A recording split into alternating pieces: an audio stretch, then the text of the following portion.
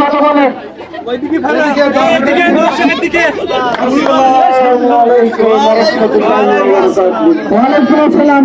তুমি কখন গেলি মাথাটা কি হবে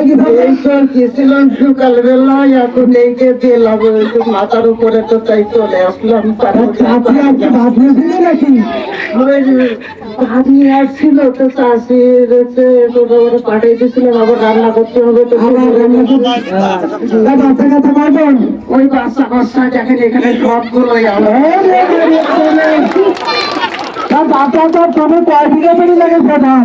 আমার চাচা লাগাইছিল সব আর আমার বাবাও সব কত আর আমি ওই এখন সব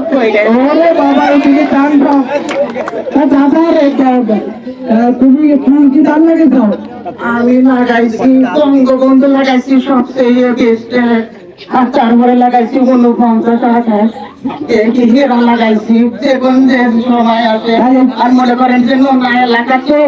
এজন্য তো আর ধান ভালোভাবে লাগাইতে পারে না এই জন্য যে যেখানে খাটে সেই জায়গায় একটা গান পরিবেশন করে দেখি কৃষকের জি কৃষকের উদ্দেশ্যে আমি ভালো একটা গান লিখছি আমি এক নবীনের কৃষি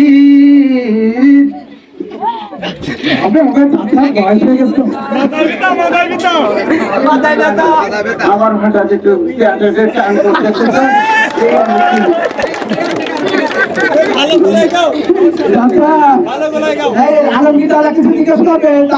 করতেছে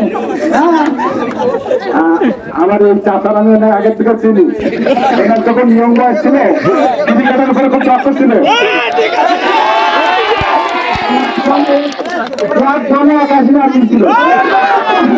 মাঠের মধ্যে একজনে ঘর ছিল আমাদের এলাকায় তো মার্কেট নেই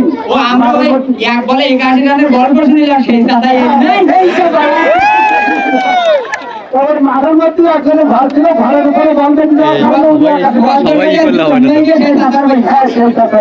আর ইনি একাই বয়স করলে আমরা উনি কিভাবে ধরার অভিজ্ঞতা ছিল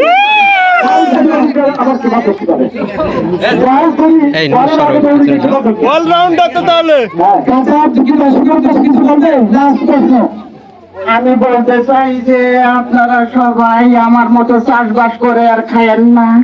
আপনাদের সন্তানকে লেখাপড়া করে আর স্কুলে পাঠান তাহলে দেখেন সুশিক্ষিত হয়ে আপনাদের গ্রামের আর আমার গ্রামের মুখর জল গরুক সেই আশায় আমি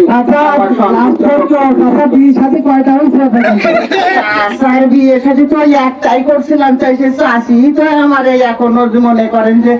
খাওয়াইতেছে আর পড়াইতেছে টাকা নিয়েই পারি না আর কবে বিয়ে করবো আর কয় টাকা করবো বলেন ঠিক আছে চাচা চাচা ধন্যবাদ চাচা কোনো মাঝখান দিয়ে যাবে এক চাকরি এখন মনে করেন যে এক চাকরি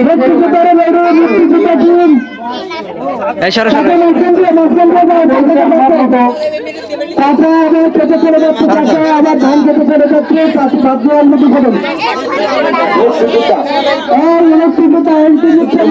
এখন 1978 সালে সেই হানাদার বাহিনীর কবলে পড়েছে।